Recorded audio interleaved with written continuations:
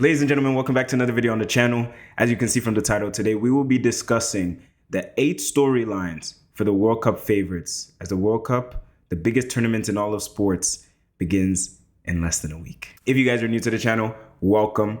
If you're a returning member, welcome back. The World Cup is just around the corner, which means there will be videos coming out to you guys on the regular. I will do my very best to get as many videos as I can to you guys. Trying to hit 1,000 subscribers by the end of the year. Please.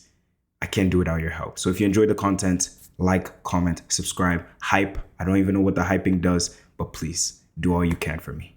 Let's get right back into it. These are the teams that I genuinely look at and I think you could definitely win the World Cup. Yes, there are maybe 1 or 2 in here that I don't really see it happening, but if it were to happen, I wouldn't be completely shocked if I was to say. Also, just happen to be the 8 teams that I see as the main favorites for the tournament are also the 8 most likely winners based on the bookies odds. I'm not a betting man, but if you're a betting man and that's the way you want to look at it, that's the way we've kind of whittled it down to these final 8 teams. Now we're going to kick it off with the most successful team in World Cup history, the Seleção, the Brazil national team. And for me, the key man for Brazil in this tournament is going to be Neymar. And that ties perfectly in with what I believe is the major storyline for Brazil coming into this tournament. Can Neymar carry Brazil one more time? Now, of course, we all know that Carlo Ancelotti is now the manager of Brazil. This is going to be his first major tournament with the team. And we know that Ancelotti is a manager who allows his players to express themselves on the field, a style of managing that I do believe is very cohesive with the way international football is typically played, as well as the way that the Joga Bonito style of football that you'd expect Brazil to play. Of course, that's not how they've been playing these past few years. Things have gone a bit more European. The football is not as exciting, and the quality of players has not been akin to the Ronaldinhos, the R9s, the Zicos, the Rivaldos of the yesteryear. If we're being completely honest, Brazil have underachieved in the World Cup in the last few editions. Since 2000, Brazil have only made it to 2 semifinals, one of them where they went on to win it in 2002, and in 2014, where they were the host, getting absolutely pummeled by Germany in 7-1. So it's a situation where coming into this tournament, there are a lot of players in this team who are of that elite level, the likes of Rafinha, the likes of Vinicius, Rodrigo if he was fit. Of course, he's out with an ACL. But despite all of those players in their prime, so to say, it still feels as though Neymar is the man who's going to carry the pressure within this team. It still feels like he's going to be the one that they're going to look towards. And there are a lot of old players in this team. I'm looking at the likes of Danilo, Alexandro, even Marquinhos, Neymar himself. There are a lot of players who are getting to the tail end of their careers. And it really feels like this is the last chance saloon for Neymar and some of these boys. It'll be interesting to see whether Neymar can do it under the tutelage of Carlo Ancelotti. Of course, we'll have to see. Hopefully Vinicius can finally step up for Brazil as he has done at Real Madrid, and Rafinha can do likewise. But Neymar's going to need help. He's going to have to stay fit, and hopefully they can do something. You look at the younger players as well, the likes of Ryan, the likes of Endrick, even somebody who's probably not as young but is new to the squad, Igor Thiago. I'm intrigued to see what they add to the squad. I'm intrigued to see what they can add to the team. I'm keeping my eye on Ryan especially. Some of the performances we've seen from him at Bournemouth in these last few months, they've been very exciting. And transferring that to a world stage, let's see how it goes. Speaking of that 7-1 trumping, we move on to the winners of the night, the 7-1. We move on to Germany. And Germany, I think the key word, the key narrative for them in this is redemption. The last 2 World Cups, Germany have fallen out in the group stage on both occasions. The first time in 2018 after being winners in 2014, and in 2022 in an occasion where I really did not see a world where they would get knocked out in the group stage. But somehow they did it. I think the key man, or key men, in actual fact, for me in this tournament for Germany are going to be Jamal Musiala and Florian Wirtz. But there are caveats to those 2 players in the sense that Jamal Musiala is coming off the back of an injury-torn season, that huge injury he suffered against Paris Saint-Germain in the FIFA Club World Cup, and further injuries that have hampered his season throughout under Bayern Munich as well as Vincent Kompany. And Florian Wirtz, we all know the season he's had at Liverpool, poor performances, a poor Liverpool side full stop, and just a negative feeling surrounding him ever since his huge money move from Bayer Leverkusen. But you'd still hope that those players can elevate their level from what we've seen in their club sides to really make a marker in this tournament. Because in my opinion, this German national team don't have a lot of elite players. I mean, you look at the number 9 position, for example, they have the likes of Nick Woltemade, who moved for huge money in the summer to Newcastle and started off really well, but it's kind of just fallen away into nothing and nobody's really speaking about it.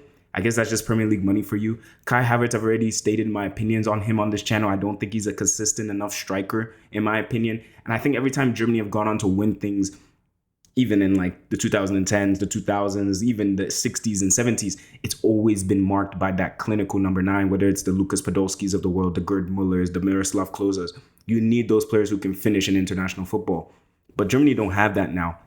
I'm intrigued to see how Leonard Carr plays. Unfortunately, today, there was actually news that came out that he might be injured and might miss the entire World Cup, which I think would be a huge blow to Germany. Because if I'm seeing Leroy Sané playing World Cup minutes in 2026, I really don't know what to tell you.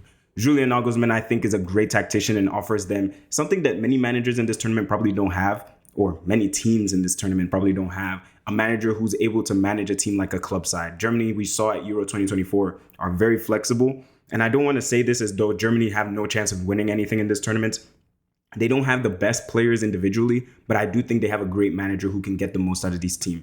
You have players like Felix Amenka, who I really, really like. Alexander Pavkovic. You also have Joshua Kimmich in the defense. Germany have good pieces here and there.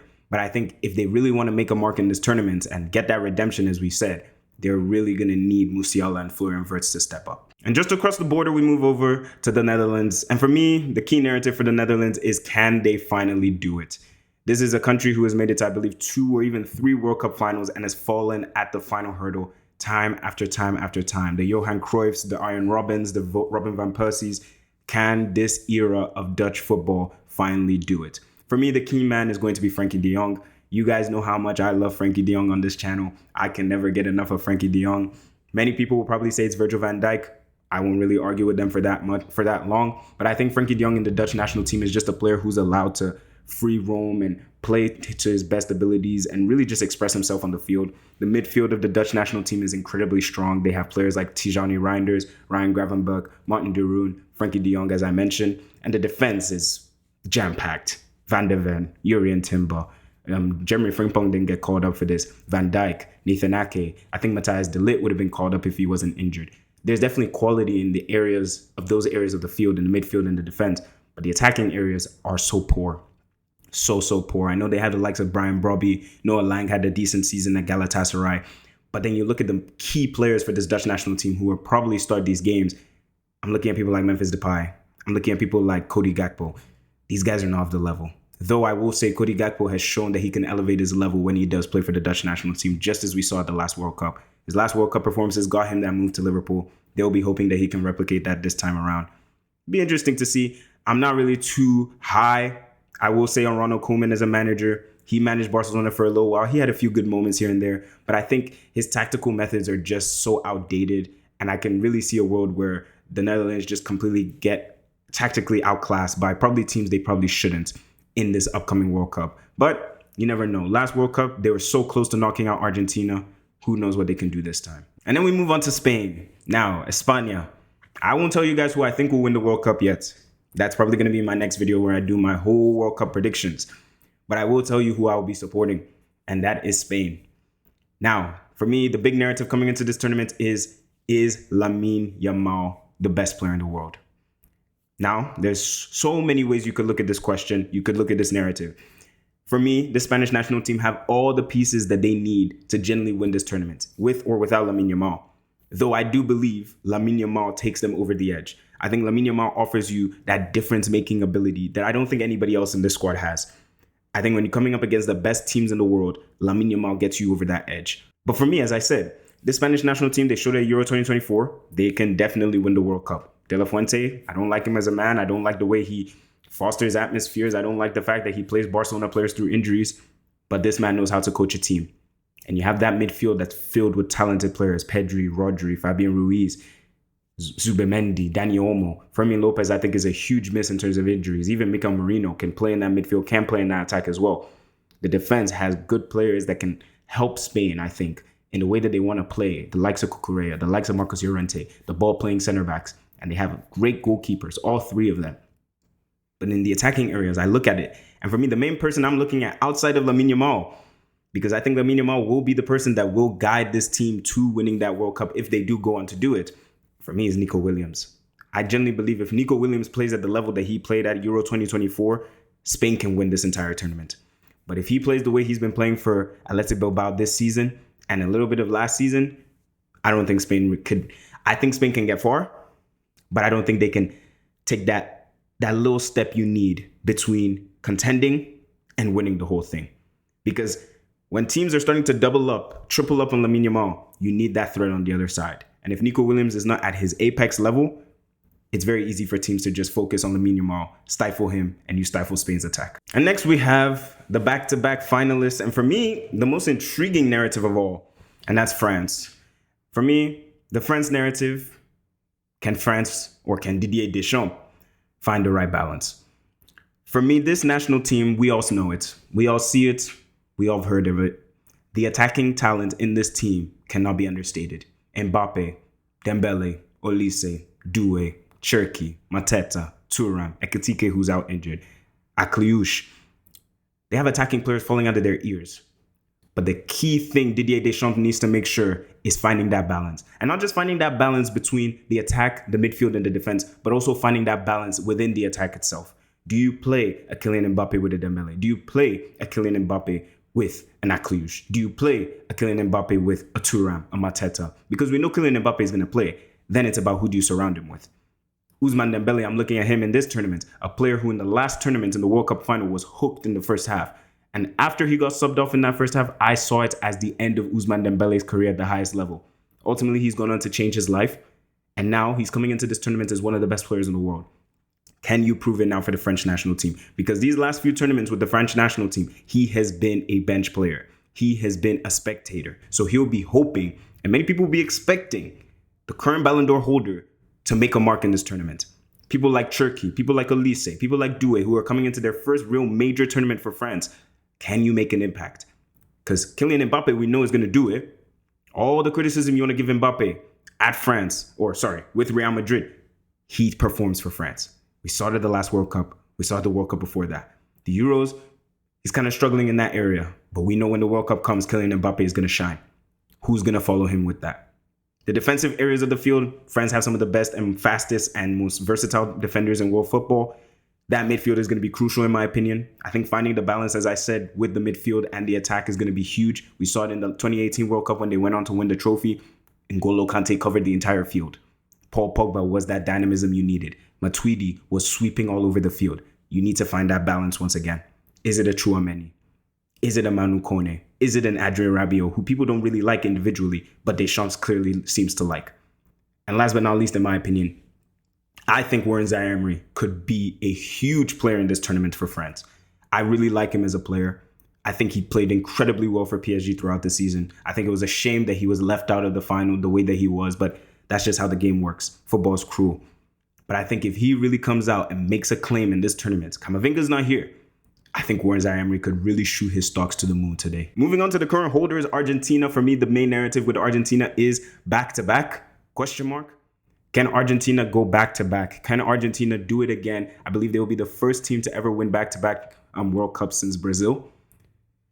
I mean, key man is going to be Lionel Messi. We all know this. For me, Argentina go as far as Lionel Messi takes them. I know in the last Copa America, Argentina were able to navigate that competition without the help of Lionel Messi, a player who was playing through injury throughout.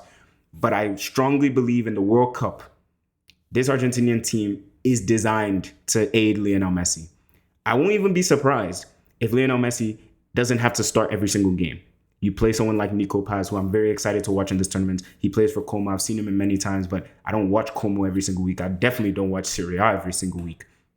So it'll be interesting to see whether he gets to start games. Maybe he comes off the bench a bit more, because I'll be very surprised if Messi's playing 19 minutes game in, game out in the heat of the US throughout the summer. I'll be very surprised. So it'll be interesting to see how that works. One thing I am very intrigued by, I think Lionel Scaloni is a top manager. This squad is the exact same squad that got called up in 2022, which is very interesting to see. I would have liked to see a bit more rotation of the players. Of course, people like Di Maria have left the squad, but you still have the likes of Paredes, De Paul, Acuna, Tagliafico, Otamendi, Christian Romero. It's still majority the same players. Don't be surprised if the starting 11 you see is almost the exact same you saw starting in the World Cup final, starting against Saudi Arabia in the first game in Qatar. It's almost identical. So it'll be interesting to see how it works out. It'll be interesting to see whether Argentina can go back to back. I think they have the fundamentals to do it. But I don't think you have Messi at that elite level anymore where he can pretty much win you games on his own. But I'll never be the one to down Messi. And from one GOAT's team to another one's, we move to Portugal. And for me, Portugal, the big narrative is passing of the torch. Now, what do I mean by that? Am I saying that Ronaldo is going to pass the torch on to Gonzalo Ramos? Absolutely not. That is not what I'm saying. But I think this is a tournament where Cristiano Ronaldo takes a back seat. I'm not saying Cristiano Ronaldo is going to be sitting on the bench, but akin to Messi, the same way I described it with Messi, I will be surprised if Cristiano Ronaldo is playing 90 minutes of every single game in this tournament. One, because of his age, and two, because I think this team has outgrown Cristiano Ronaldo. I think he offers you something very good in the fact that he's able to offer that box presence. He has incredible movement in the box, and you have players in this team who can create. The likes of Bruno Fernandes, the likes of Vitinha, the likes of João Neves. And if I had to pick a key man for me with this Portugal side, it would be those three guys. Those three players who I expect to start in the midfield for Portugal. I think they'll control the tempo. I think João Neves offers you that physicality. I think Bruno Fernandes is that creative hub. It'll be interesting to see whether Bernardo Silva still has a huge part to play in this squad. But then in the other attacking areas, Portugal don't really have that much. I mean, Conceição for me is an average player. João Felix is an average player. Pedro Neto is an average player. Rafael Leao has the ability to be an elite player, but has not shown that elite level for many, many, many years. Gonzalo Guedes is also an average player. So you're looking at the attacking areas, and Portugal don't really have that much quality. So I think they're really going to be hinging on that midfield. Even the defensive areas, I think, is very good. You have Nuno Mendes, Cancelo, two fullbacks coming off of very good seasons for their respective clubs. Ruben Diaz as well. Antonio Silva is there. Inácio is there. This is a very solid Portugal team, and a lot of people will see them as dark horses. I don't even think they should be called dark horses. I think they're one of their favorites, which is why they're in this video. They have all the quality to go all the way. But I think the most important thing with this team is how much they prop Ronaldo in this squad. I don't think this team should revolve around Ronaldo. I really don't. I think this team, Ronaldo should supplement it. Similar to what we saw in the Nations League final. The team shouldn't surround Ronaldo. The team shouldn't be made to design just because of Ronaldo. Ronaldo can help. Ronaldo can score. Ronaldo can be in the box. Ronaldo can be in and around. But if it's a situation of Ronaldo or the team, I hope the manager takes the teams. I really hope he does. Because generally, if that's the case, I think Portugal could win it all. And last but not least, the last favorite we will talk about is England. 60 years of hurts they'll be hoping will come to an end in this edition of the World Cup. And for me, the key man, Harry Kane, will always be Harry Kane. But the big narrative was Thomas Tuchel right. And what I mean by this, of course, we all saw the controversial squad list that Thomas Tuchel picked for the World Cup. I think it is a squad list that you can understand in a certain way, because I feel as though you can see what he's trying to go for. Direct wingers, fullbacks who play their role, are good going forward, good going defensively. And it seems like he's not really in love with the idea of players who don't really have positions in the attacking areas of the field, the likes of Cole Palmer, Phil Foden, and Morgan Gibbs-White. But one thing I will say is that Thomas Tuchel has a lot of criticism coming his way if England don't go on to win this tournament, because after all the failures at the final hurdles with Gareth Southgate, the bare minimum is getting to the final. That is the bare minimum with this team now. And if you don't meet that expectation, I mean, at this point, some people would even say the minimum is winning the World Cup. If Tuchel is not successful with this England national team, people will be quick to point back to that squad list. People will be quick to point back to those decisions he made. The likes of leaving Harry Maguire out, leaving Trent, leaving Palmer and Foden and Gibbs-White, as we said, leaving Lewis Hall back in England. Those will be brought up in conversation. It doesn't help that he's a foreign manager too. So it's going to be interesting to see how he navigates that. In my personal opinion, I trust Thomas Tuchel as a manager. Whether they'll win the World Cup, that's not for me to say.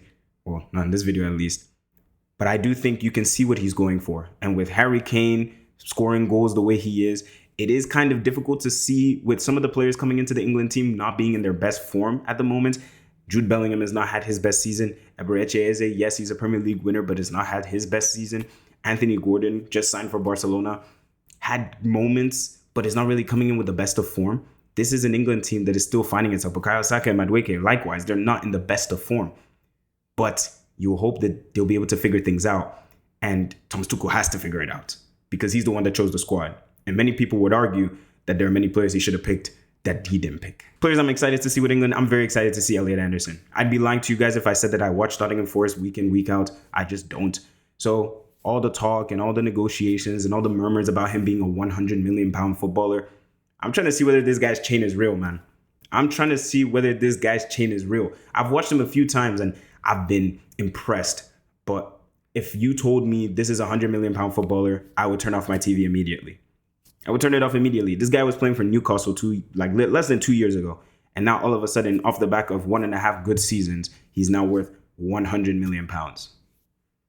I'll have to see it for myself. But of course, let me know you guys' thoughts down in the comments section. What do you think about the narratives? Do you believe that there are bigger narratives at play for each of these favorites? Do you believe that there was a favorite, in your opinion, that I completely left out? Let me know all that and a whole lot more in the comment section. World Cup videos begin today. Make sure you're tapped in. Make sure you're subscribed. Like the video if you enjoyed. Comment your own thoughts. As I mentioned, 1,000 subscribers by the end of the year. Please, I need your help.